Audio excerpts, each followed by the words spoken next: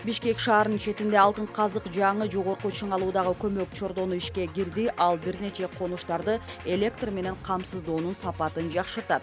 Президент Садыр Жапаров көмөк чордонду пайдаланууга берүү Дордой, Энесай, Дордой 2, Теңдик, Келечек, Мурас Ордо жана башка конуштарда, ошондой эле бул аймактарда иш алып барган өнөр жай жана коммерциялык объекттерде электр менен камсыздоо сапатын көтөрөрүн белгиледи.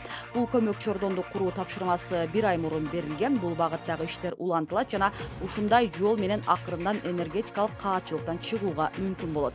Мамлекет башчысы өлкөнүн энергетика тармагын өркүндөтүүгө багытталган артыкчылыктуу иш-аракеттерге өзгөчө көңүл бурду. Бул Камбарата 1 ГЭСин куруу жана Касамин экспорттук долбоорун турмушка ашыруу, ошондой эле бардык жерде аталган чөйрөнү колго алуу аркылуу керектөөчүлөрдү электр кубаты менен толук камсыздоо үчүн өлкөбүздүн алыскы аймактарын өнүктүрүү маселеси. Өткөн айда болуп өткөн Коопсуздук кеңешинин жыйынында президент тез арада чечүүнү талап кылган суу энергетика маселелерин, көмүр жеткирүү, энерго тутумдагы кемчиликтер жана одоно мыйзам бузуулардан тартып, бул чөйрө үчүн көп каржы насыялар алынгандыгына чейинки көйгөйлөрдү көтөргөн болчу. Булак президентке эже. Салам достор, сиздерге эң керектүү маалыматты бөлүшкүм келип турат.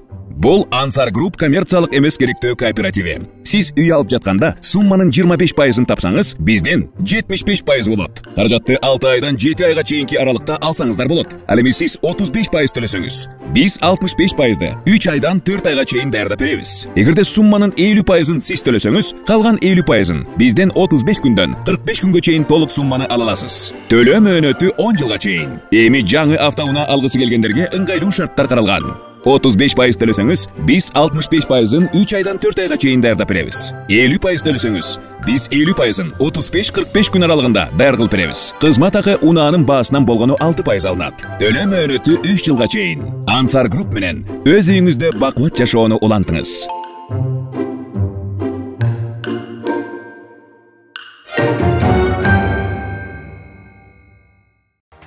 Бүгүн Өмүрбек Текебаевдин туулган күнү 63 жашка толду. Текебаев 1958-жылы 22 декабрда Жалал Абад облусуна караштуу Базар Коргон районунун Акман айылында төрөлгөн.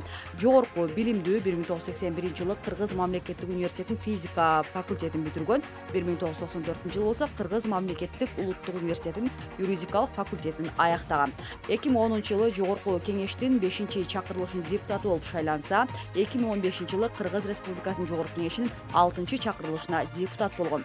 Саясатчы кечээ социалдык тармакта апасын эскерип пост жазган. Туулган күнүм менен баарынан биринчи апам телефон чалып куттуктайт эле. Менин туулган күнүмдү чыдамсыздык менен күтүп куттуктаганга шашкан адам апам эле. Анысын билип мен да апамдын звоногун күтөт элем. Эртең андай звонок болбойт. Билсем да андай звонокту күткүм келет. Эми туулган күн мага мурункудай мааниге ээ болбой калды деп билдирүү калтырган. Булак супер KG. Жолдо унаасын айдап бараткан кыргыз жаранын тажик чегарачылары атып качып кеткендиги айтылды. Бул тууралуу видео социалдык тармакка тарады. Анда 21 декабрь күнү саат 15:00 чамасында 3 тажик аскер кызматкери жолдо унаасы менен бара жаткан кыргыз жаранын жарадар кылып качып кетишкен. Окуя Баткендеги Максат айылында болгондугу айтылды. Жергиликтүү тургундар окуя боюнча Супер KG порталына төмөнкүлөрдү билдиришти. Максат менен жаштык айылдын ортосунда бензин ташыган айдоочу суу коюп жаткан учурда тажиктер чыгып келип ок чыгарышкан. Айдоочу чечил элек жерден суу алган экен дешти жергиликтүү тургундар. Булак Супер KG. Памирлик кыргыздарга президенттин атынан эмгек министри Кудайберген Базарбаев материалдык жардам берди. Бул тууралуу аталган министрликтен кабарлашты. Министр бүгүн 22 декабрда Алай районунун Талды суу айылында жашаган памирлик кыргыздар менен жолугушту. Памирлик кыргыздарга 2017-жылы республикалык казынадан көчүп келген учурдан баштап демөөрчүлөрдүн эсебинен да жардам көрсөтүлүүдө. Талды суу айылына республикалык казынадан 20 миллион сом бөлүнүп берилген. Мамлекет башчысы ар бир үй бүлөгө 10 кой, 1 музой жана 1 жылкы бөлүп берди. Жергиликтүү бийлик мал багуучу сарайларды куруп, жалпы суммасы 850 миң сомго тоют сатып алып, азык-түлүк жана көмүр менен камсыздайт. Алай районунда жашаган 38 балага эмгек, социалдык камсыздоо жана миграция министрлиги тарабынан жөлөк пул, ал эми 2 жаранга карылык боюнча пенсия дайындалат. 41 бала мектепте окуп жатат деп жазылат маалыматта.